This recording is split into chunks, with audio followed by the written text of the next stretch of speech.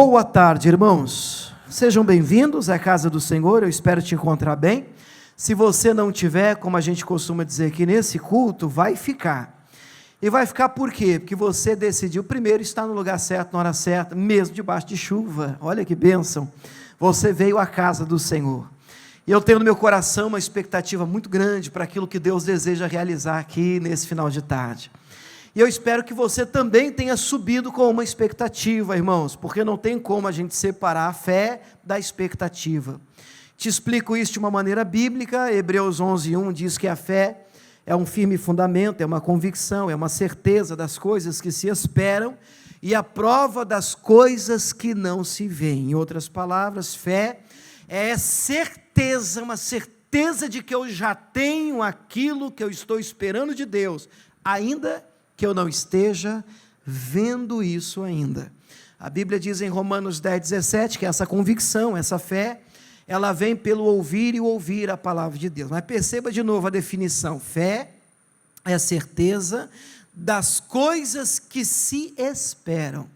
Então, quem tem fé está esperando alguma coisa. Quando você conversa com uma pessoa de fé, esta pessoa ela já está vivendo na iminência do milagre, ela já está vivendo em expectativa, como eu costumo dizer, como uma grávida já de 8 para 9 meses, que já tem, quem tem? As mamães aqui, quem é mamãe aqui? Ó, pronto, de 8 para 9 meses a malinha já está até pronta, não tem a malinha do bebê, não tem a malinha do hospital, lá em casa era assim, dava uma dorzinha, ai meu Deus, chegou a hora, corre, e às vezes alarme falso.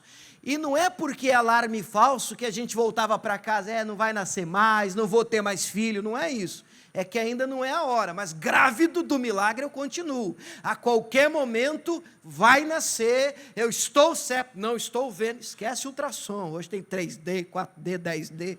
Esquece esse negócio, eu sei é que eu estou grávido de uma semente da palavra de Deus, Deus tratou comigo, Deus me prometeu, vai nascer. Então quando eu subo num culto, quando eu começo a ouvir uma palavra, eu já fico na expectativa, Deus é hoje, vem apontada, ai meu Deus, é agora, vai nascer, não nasceu hoje, mas vai nascer, vai nascer, vai nascer, porque quem prometeu é fiel para cumprir. Diga a glória a Deus.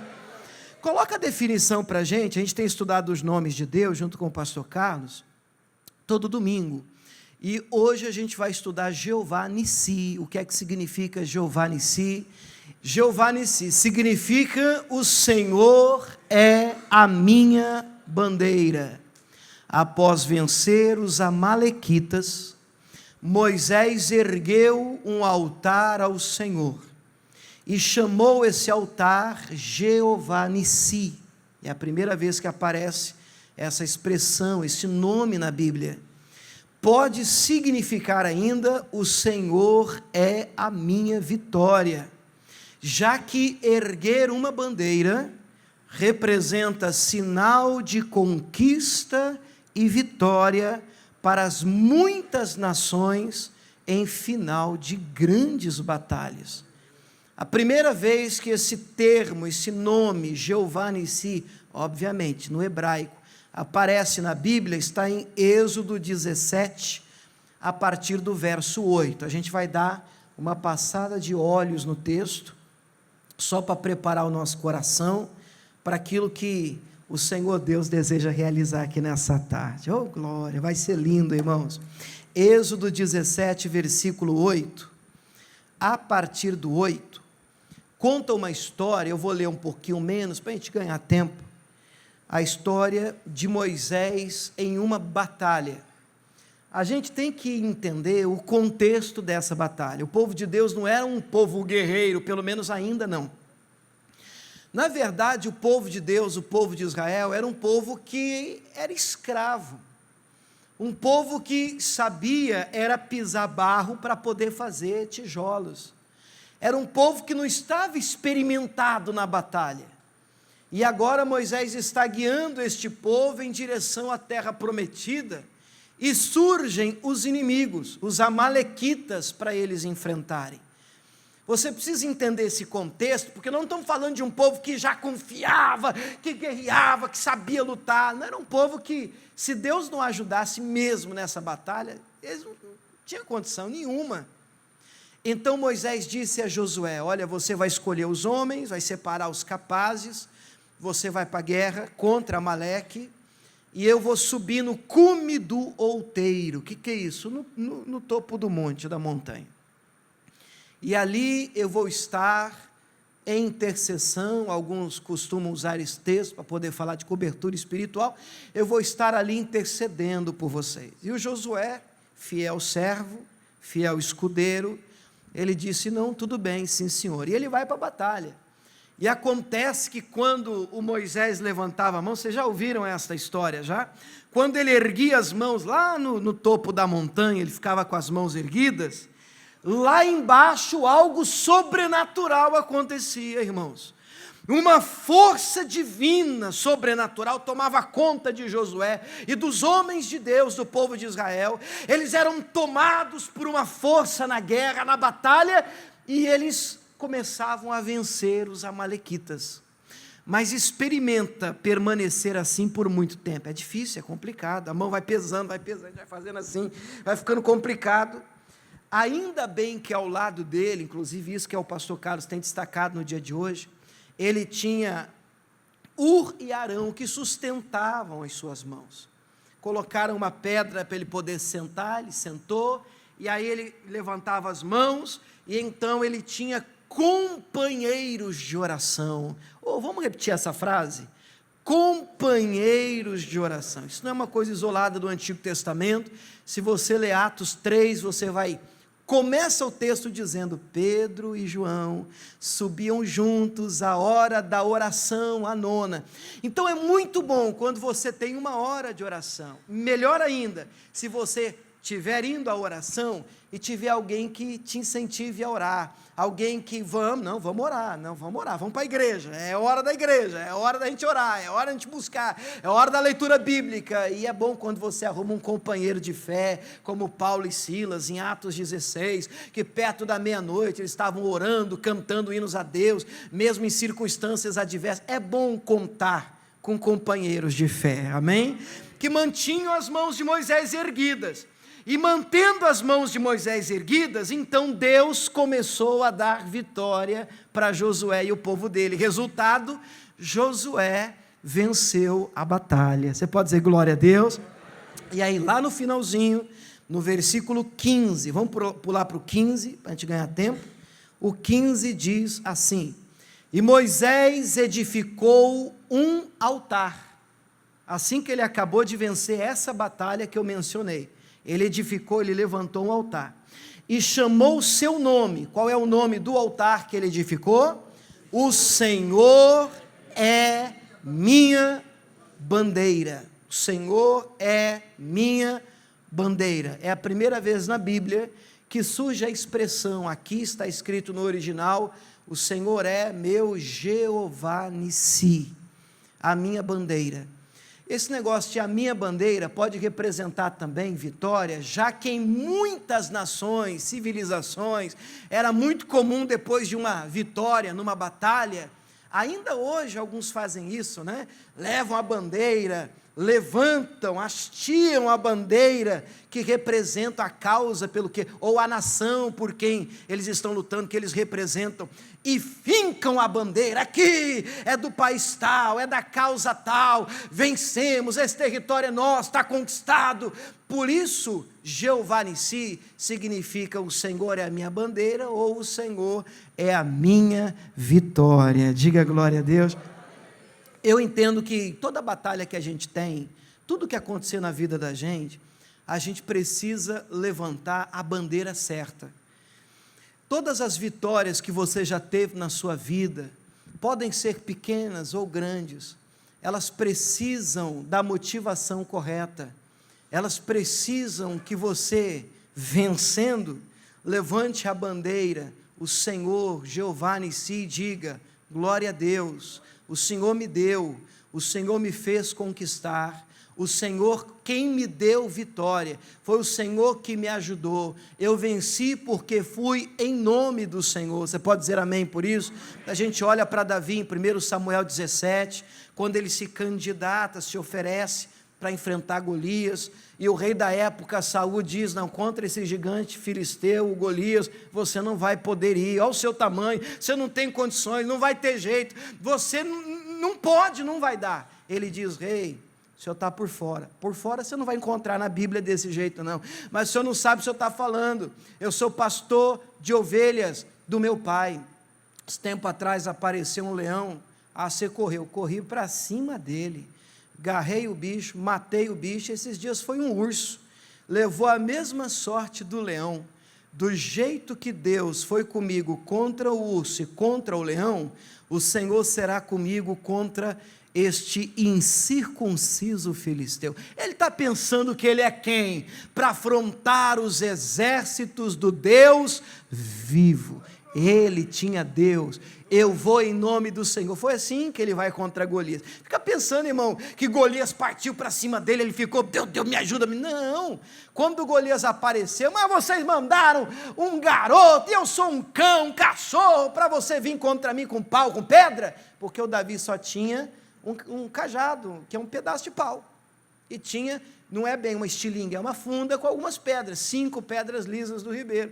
Então Golias insulta ele, e aí você pensa que o Davi ficou acanhado, amuado no canto: não, vou morrer. Não, olha aqui, ô grandão, você vem contra mim com espada, com lança, com o que você quiser, eu vou contra ti em nome do Senhor dos Exércitos. Eu penso que essa é a bandeira que a gente tem que levantar nas batalhas que a gente luta. Você está entendendo? Levantar a bandeira, não estou falando fisicamente, de time, de futebol, não, estou falando levantar a causa certa. Você luta por quem?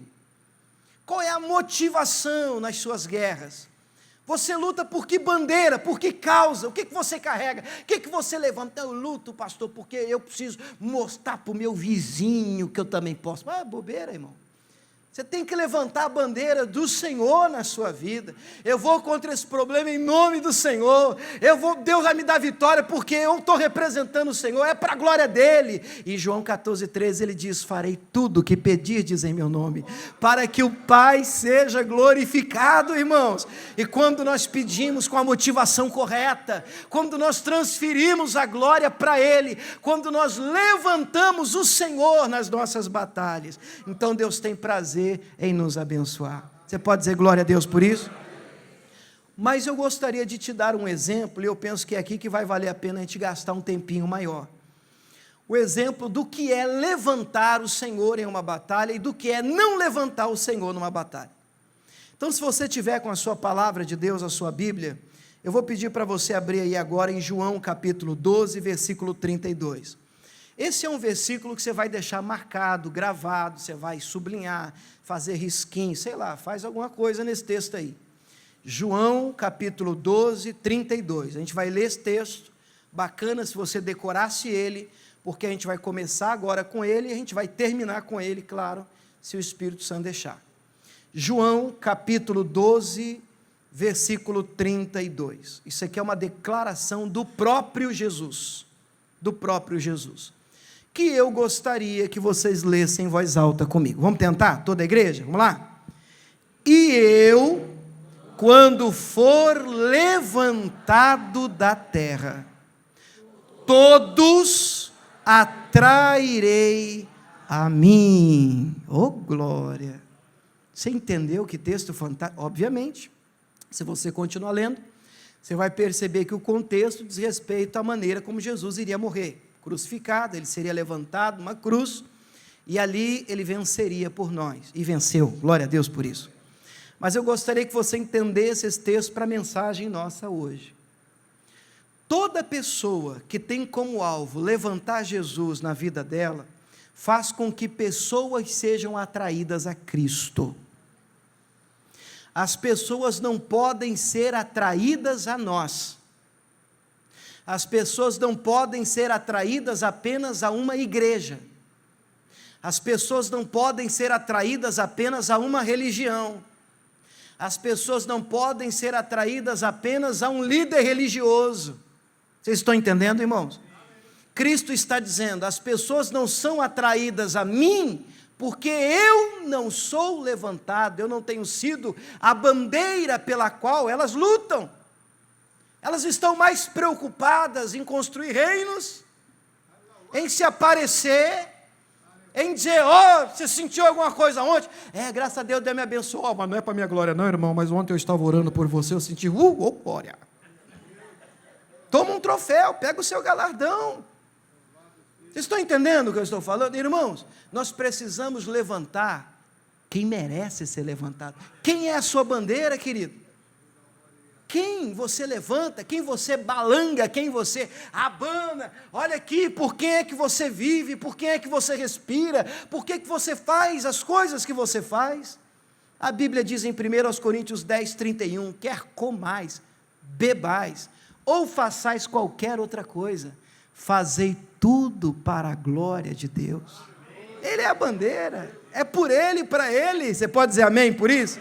É por Ele e para Ele, é Ele. Quando Ele é levantado, as pessoas são atraídas para Ele. Eu penso que essa é a missão de todos nós, irmãos. As pessoas precisam ser atraídas para o Cristo que habita em nós. Só que Ele precisa ser levantado, erguido. Ele precisa ser a nossa bandeira. Como é que é isso na prática? Marcos capítulo 5 conta a história daquele que eu entendo ser a pessoa mais encapetada da Bíblia. Eu leio a Bíblia, eu não vejo uma pessoa mais encapetada do que esse cidadão aqui de Marcos 5, que a gente conhece, a Bíblia não diz o nome dele, a gente conhece ele como o endemoniado gadareno, dependendo da versão, Gerazeno. Enfim, era um cidadão que morava numa província chamada Gadar. Em Marcos 4,35, você não precisa abrir lá não, Jesus diz assim para os discípulos, vamos para outra banda. E aí os discípulos levam Jesus do jeito que eles estavam, eles começam a atravessar num barquinho para chegar na outra margem, uma tempestade alcança ele, Jesus está dormindo, você deve lembrar desse texto, é o texto que antecede o capítulo 5, termina com esse texto, o capítulo 4. Então uma tempestade, uma luta, eles acordam Jesus desesperado, a morrer, não te se dá que pereçamos, o Senhor não liga que nós estamos morrendo. Jesus levanta, ele acorda, e Jesus repreende o vento, Jesus repreende aquela tempestade, aquele mar se aquieta, todos ficam assustados, houve grande bonança, e eles terminam perguntando, quem é esse, que até o vento e o mar lhe obedecem? O texto começa com Jesus dizendo, vamos chegar do outro lado, e o capítulo 5, no verso 1, começa exatamente com esse versículo, eles chegaram do outro lado. Eu entendo que tem tempestade na vida da gente, irmãos, que se levanta para a gente não chegar onde Jesus disse que a gente chegaria. Tem tempestade que é espiritual, eu não posso padronizar isso, mas tem luta que a gente enfrenta, que é para você não chegar onde o Senhor disse que você iria chegar. E eles chegaram lá. E por que, irmãos, tempestades assim, para que você não chegue lá? Porque o que vai acontecer lá é fantástico. Um cidadão encapetado, você pode ir passando o texto à medida em que eu for contando, morava no sepulcro, no túmulo, o homem andava nu, ferindo-se com pedras, igual um doido, de dia e de noite, andava gritando, andando pelo sepulcro, pelos túmulos, ninguém conseguia amansar o homem, ninguém conseguia prender o homem, tendo sido preso por cadeias e grilhões, ele arrebentava tudo, ninguém conseguia conter o homem, até que Jesus chegou naquele lugar. Ei, irmão, quando Jesus alcança o cidadão, mas não tem braveza que fica, irmãos. Olha o apóstolo Paulo, bravo, vou matar, vou fazer, vou perseguir. Ele tem encontro com Jesus. Quem é? Eu sou Jesus, a quem tu persegues. O que o Senhor quer, Senhor, que eu faça? Aí o homem é só 80% do Novo Testamento. Esse nosso Jesus, irmão, não existe tábua torta que esse carpinteiro não conserta. Ele é maravilhoso, ele é fantástico. Ele só precisa ser levantado. Porque quem faz é Ele. Sempre foi, sempre será. A glória é dele. Ele é a nossa bandeira, é a nossa motivação de estar aqui nessa tarde. Diz o texto que Jesus encontra esse homem encapetado, esse homem vem até o Senhor, a Bíblia diz que o adora, e já começa uma briga, uma batalha espiritual, e Jesus pergunta, qual é o teu nome? E agora já não é o rapaz, agora é uma legião, é um demônio, vários demônios. E então, da boca daquele homem, essa legião diz, legião é o meu nome, porque somos muitos. E eles começaram, então, não manda a gente embora dessa província, barganhar, não manda a gente embora dessa província, tem uma manada de porcos pastando ali, deixa a gente entrar nos porcos. Jesus expulsa os demônios, e os demônios entraram nos porcos, você conhece a história, e os porcos se lançaram despenhadeira abaixo do mar, morreram cerca de 2.000 porcos. Vamos só repetir esse número, que ele é importante para a gente entender a mensagem. Quantos porquinhos, irmãos, partiram? 2.000, bastante porquinho. Guarda essa informação. 2.000 porcos se precipitaram no mar, morreram todos. A minha conta é a seguinte: dentro daquele homem tinha pelo menos 2.000 demônios. Irmão, é muito demônio. Porque se 2.000 porcos morreram encapetados, endemoniados, saíram daquele homem perturbado, isso é a conta simples, básica, porque se entrou 2 demônios em cada porquinho, o número dobra. O homem era encapetado. Mas agora o homem está livre. E a Bíblia diz que encontraram aquele homem sem nome, conhecido como o endemoniado do cemitério de Gadar. Agora ele que andava nu, gritando, se ferindo com pedra, igual um doido, agora o homem está sentado, vestido em perfeito juízo. E o texto diz que temeram. Temeram. Olha só o que diz o texto no versículo de número, vamos ler o versículo 11. Andava pastando ali no monte uma grande manada de porcos, todos aqueles demônios lhe rogaram, dizendo: manda-nos para aqueles porcos, para que entremos neles. Jesus permitiu. Saindo aqueles espíritos imundos, entraram nos porcos, e a manada se precipitou por um despenhadeiro no mar, e eram quase 2.000, e afogou-se no mar. Versículo 14, e os que apacentavam os porcos, que nós vamos chamar carinhosamente, como o pastor Jaime usa muito esse texto, a gente vai chamar hoje carinhosamente, você nunca mais vai esquecer de os porqueiros. Os porqueiros, só repete, confia no pastor. Os porqueiros. De vez em quando a gente cruza com alguns, até dentro da igreja. Porqueiro aqui são os porqueiros que tomavam conta dos porcos, por isso porqueiros. O que os porqueiros fizeram? Os que tomavam conta dos porcos, o texto diz aqui, os que apacentavam os porcos, no versículo 14, fugiram, e o anunciaram na cidade e nos campos, e saíram muitos a ver o que era aquilo que tinha acontecido. O que está acontecendo? Então vamos imaginar a cena. Como é que você enxerga a história?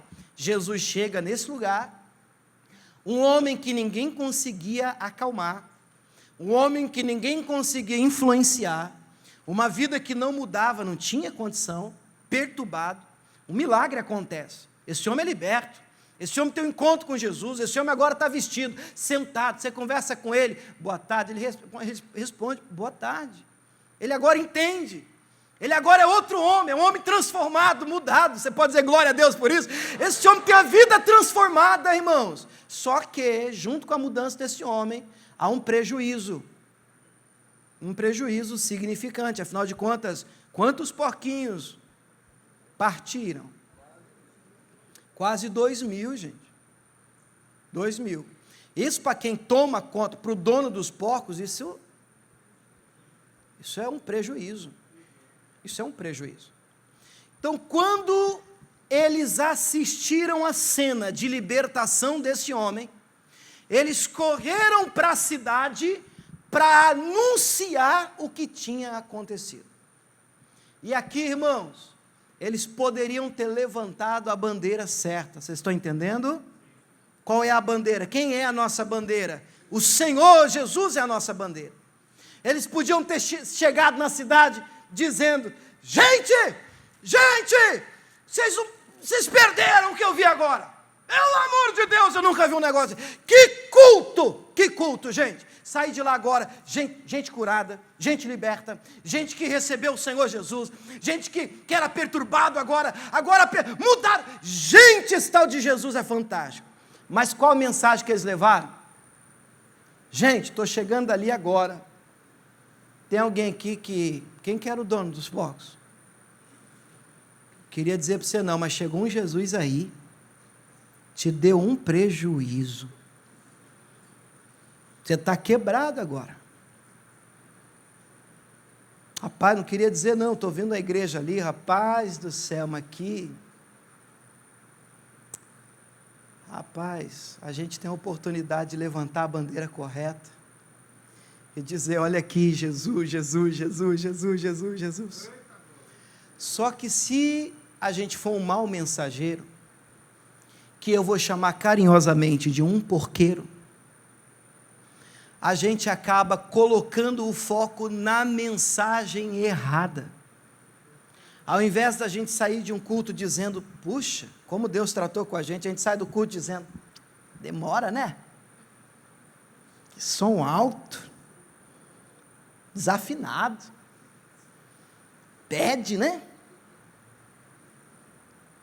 Então, mas e se a gente levantar Jesus nas coisas que a gente faz? Será que as pessoas não seriam mais atraídas? Será que se a gente levanta a bandeira errada, será que a gente não está empurrando as pessoas para fora do Evangelho? Será que a gente não está apartando as pessoas de Cristo? Olha o resultado dessa mensagem distorcida. O versículo 15 diz assim, foram ter com Jesus, viram o endemoniado, eles viram, irmãos, o que tivera a legião, como é que ele está agora? Assentado, vestido, em perfeito juízo, e temeram, e os que aquilo tinham visto, contaram-lhes, contaram o quê? A mudança do homem? Não, contaram que acontecera ao endemoniado, acerca dos porcos, os porcos, irmão, quem quer saber de porco, quando uma vida dessa é transformada? Vocês estão entendendo, irmãos? Por que o destaque no porquinho, que se perdeu? Quando um homem que ninguém conseguia aprender, nem concorrente, agora teve encontro com Cristo. Resultado de uma mensagem onde a bandeira errada é erguida. Qual é o resultado? Versículo 17. Lê comigo em voz alta, irmãos, a igreja de Jesus, vamos lá? E começaram a rogar-lhe que saísse do seu território. O que é isso? Mandaram Jesus embora. Escolheram os porcos. Não queremos o senhor aqui não. Não, mas olha o que eu fiz na vida dele. Não quer saber da vida dele não, eu quero saber do meu porco. Acabou com os meus negócios. Esse Jesus trouxe minha vida, não pode isso, não pode aquilo, não quero saber. Pode ir embora daqui. E tocaram Jesus dali. Mas eu penso que a reação desse lugar poderia ter sido diferente. Se o mensageiro tivesse levantado a bandeira certa, irmãos. Gente do céu, vocês vão ver, eu vi Jesus fazendo uma coisa linda ali, o Senhor entrou, pôs os pés aqui, vocês lembram daquele endemoniado? Gente, o homem está livre, o homem está curado, o homem está liberto. Quem é que não é atraído a um Jesus, quando ele é bem apresentado, erguido? Diga glória a Deus. No Antigo Testamento ainda, em 1 Reis 18, no capítulo 17, conta uma história fantástica. 1 Reis 18, deixa eu só contar para você a história, para a gente poder entender no contexto. 1 Reis 17 fala de Elias e os profetas de Baal, a gente vai ler o 18. Mas lá no 17, Elias faz um desafio que eu acho que todo mundo conhece, já ouviu falar. Ele se reúne contra os profetas de Baal e diz, o negócio é o seguinte, vamos fazer aqui um desafio para ver qual é o Deus verdadeiro. E o Deus verdadeiro vai responder por meio de fogo. Conhecem a história? Meio de fogo. E aí o povo disse, boa essa palavra, porque o povo quer ver Deus, irmão. Só precisa de alguém que levante o Senhor. As pessoas têm sede, fome do Senhor. É que tem tanta coisa sendo levantada, menos Cristo. E aí dá problema, irmãos. E aí o Elias diz, então vamos lá, vamos levantar o Deus verdadeiro aqui. E aí topa, todo mundo topa, combinado, boa essa palavra, vamos fazer. Então vai lá, faz vocês primeiro. Lá vem os profetas de Baal, constroem o altar, põe o bezerro, a oferta, oferece a Baal, o Deus Baal, o Deus com D minúsculo. Eles começam a pular, Baal, Baal, nada do Baal responder, Baal, nada do Baal responder, começa a se cortar com faca, estilete, lancetas, a Bíblia diz, derramarem sangue, Baal, e corta, e aí o Elias começou a sapatear, né? Grita mais alto, vai ver ele está viajando. Olha o Elias, irmão, tirando onda. Grita, vai. Não, quem sabe ele está passeando. Vai que vocês conseguem e tal, e nada. Aí o Elias disse, agora é minha vez. Aí ele repara, importante a missão, né? Repara o altar do Senhor que estava quebrado, e ele faz uma oração simples. E ele diz, Senhor, está aqui, segundo a tua palavra eu fiz essas coisas, não é coisa da minha cabeça, estou aqui para aparecer. Responde-me, Senhor, responde-me para que este povo veja que tu é o Senhor. Irmão, quando a motivação é correta, quando você está levantando a bandeira correta, não tem por que o fogo deixar de cair. O fogo caiu, irmão, lambeu a água, até pedra. O povo cai de joelho dizendo, só o Senhor é Deus, que o povo quer ver. Quando o Senhor é erguido, as pessoas são atraídas a Ele. Diga glória a Deus, irmão. As pessoas são atraídas a Ele, só o Senhor é Deus. E aí começa o capítulo 18 de 1 Reis. Começa o 19, né? De 1 Reis 19. E começa com uma ameaça. Porque o Acabe, o rei de Israel, ele vê tudo isso, ele vê o fogo caindo, e aí ele sai dali com aquela imagem, com aquilo na mente, ele enxerga, ele visualiza aquilo. Aí começa 1 Reis 19:1, vamos ler comigo 19:1, a gente já vai orar. E Acabe fez saber Jezabel tudo quanto Elias havia feito. Só nessa frase tem 3 personagens aí. Você conhece os 3? Quem era o Acabe? O primeiro personagem aí, rei de Israel. Fez saber a quem? Jezabel. Quem que era Jezabel? A mulher dele. Irmão, o Acabe era ruim, um dos piores reis da Bíblia. Sem sombra de dúvida. Pior do que ele, só a mulher dele, irmão. Pensa e piora. E joga um pouco de capeta dentro assim e vira Jezabel. Mulher ruim, bicho ruim. Então nós temos Acabe, era o rei, Jezabel era a mulher dele endemoniada. Então o Acabe foi quem levou a mensagem para Isabel. O Acabe contou para Jezabel tudo quanto Elias havia feito. Eu leio esse texto e fico pensando, está aqui, irmão, outro porqueiro. Você entendeu o que eu falei? Outro porqueiro, vou te explicar por quê. Ele termina com essa mensagem, ele contou tudo o que Elias havia feito, e como totalmente matara todos os profetas à espada, os profetas de Baal. Olha o destaque da mensagem do porqueiro. Ele podia ter chegado lá com uma mensagem, com uma bandeira certa, levantando Jeová em si. Ele podia ter chegado lá com a bandeirinha do Senhor, mulher, pelo amor de Deus, lembra do Elias? Lembro do Elias, que raiva que eu tenho dele. Mulher, nós estávamos errados, esse homem é de Deus, esse camarada agora orou lá no Monte Carmelo, eu nunca vi o que eu vi agora há pouco, fogo caiu do céu, os nossos profetas oraram, não virou nada. Esse homem chegou lá, fez uma oração simples, fogo caiu do céu, a história mudou. Mulher, nós precisamos mudar a chave, mulher, nós estamos servindo o Deus errado, pelo amor de Deus, a gente precisa servir esse Deus de Elias, vamos falar com esse homem está servindo, nós estamos equivocados, a gente está no trilho errado. Ele podia ter levantado a bandeira certa, mas olha a mensagem que esse cidadão leva para a mulher. Mulher, sabe os nossos profetas? Elias matou tudo. Aí a mulher encapetou mais ainda, se é que é possível. Matou todo mundo. Não poupou ninguém. passou a espada em todos os nossos profetinhas, vê se pode, que maldade é essa? A mulher no outro versículo diz, pode mandar falar para ele que se amanhã, nessa hora, ele não estiver morto, igual ele fez com os meus profetas, aonde ela ficou na mensagem, então pode dizer que eu não me chamo Jezabel, eu vou acabar com a vida dele. Eu fico pensando, irmãos, se a mensagem tivesse sido diferente, eu não sei, a gente não está aqui para ficar especulando, e nem podemos fazer isso, essa é a palavra, é o que está escrito, a gente vai ficar só com o que está escrito, mas quantas pessoas, irmãos, poderiam estar servindo o Senhor, se lá no seu trabalho, você levantasse a bandeira certa?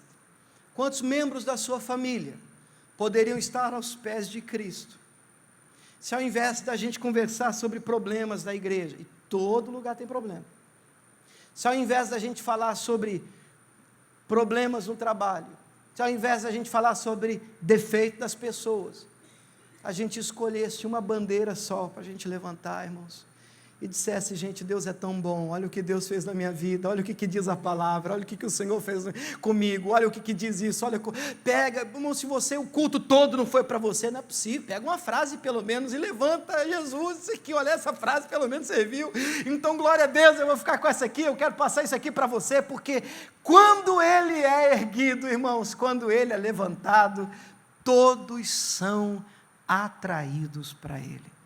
Vamos terminar lendo esse versículo de novo, João, capítulo 12, 32. A gente vai ler juntos, em voz alta, todo o povo de Deus, o coral da graça de Deus aqui. Vamos lá? João 12, 32. E eu, quando for levantado da terra, todos atrairei a mim. Que o Senhor seja a sua, a minha, a nossa bandeira. Aonde você estiver, na igreja, fora dela, no seu trabalho, na sua casa, que você tome a decisão de ser um bom mensageiro do Senhor, um bom mensageiro, nunca um porqueiro, nunca um acabe, mas alguém que, com a motivação certa, levante o Senhor, mesmo quando as pessoas são tentadas a misturar as coisas, dizendo, puxa fulano, se não fosse você, você que é de Deus sabe. Glória a Deus, levanta a bandeira, irmão, glória a Deus, não porque você, não querido, você está equivocado, eu sei, fulano pode ter sido um instrumento na mão de Deus, mesmo uma igreja, um lugar, pode ter sido um instrumento na mão de Deus, mas a glória é dele, a bandeira é ele, o Senhor é a nossa bandeira, tudo é para ele, é para a glória dele, você pode dizer glória a Deus por isso, você pode aplaudir, a nossa bandeira é o Senhor, a nossa bandeira é o Senhor. Fecha os teus olhos, Pai, nós estamos aqui para levantar mais e mais o Senhor, assim como aquela serpente no deserto foi erguida, lá em João 3, a tua palavra diz, importa que o Senhor também seja levantado, toda pessoa que olhar para ti, como se olhava para aquela serpente de bronze, de metal no deserto, uma vez mordidos, meu Pai, envenenados, toda pessoa que olhava para aquela serpente, era curado, o veneno perdia o efeito, não morria, meu Deus, e ainda hoje há um princípio maravilhoso, quando o Senhor é erguido, quando nós olhamos para o Senhor, quando nós mantemos os olhos em Ti, meu Deus, a morte perde o efeito em nós, o veneno do diabo, Senhor, perde o poder sobre a nossa vida, a ira, a mágoa, o rancor, meu Deus, isso não gruda, isso não permanece em nós, porque o Senhor foi erguido, os nossos olhos estão postos em Ti, a palavra diz que nós devemos correr a nossa carreira, deixando o pecado, deixando o embaraço, e olhando para Ti, Senhor, autor e consumador da nossa fé. Ajude esse meu irmão voltar, essa minha irmã voltar para os trilhos da fé. Deus, eu não estou falando de uma religião, eu estou falando de Cristo, daquele que precisa ser levantado e precisa continuar sendo erguido em cada passo, em cada decisão que a gente toma na nossa vida. É o Senhor que precisa continuar aparecendo, é o Senhor que precisa continuar sendo balançado, Senhor, movido, mostrado, Senhor, por nós, pelas nossas decisões, pelas nossas atitudes. Perdoa a nossa arrogância, o nosso pecado, Senhor. Perdoa-nos, meu Pai, pela tentação, Senhor, de aparecer mais do que o Senhor. de levantarmos a nós mesmos, Deus. Tem misericórdia de nós. O Senhor é a nossa bandeira. O Senhor é a nossa vitória. Diga: Pai, obrigado por essa palavra. O Senhor é a minha bandeira. O Senhor é a motivação principal das minhas batalhas, das minhas lutas. Todo passo que eu der, a partir de hoje principalmente, eu sempre estarei erguendo o Senhor, levantando o Senhor, balançando o Senhor. É o Senhor que tem que aparecer. A glória é tua, é para o Senhor. Diga glória a Deus, aplauda Ele, Ele merece, aleluia.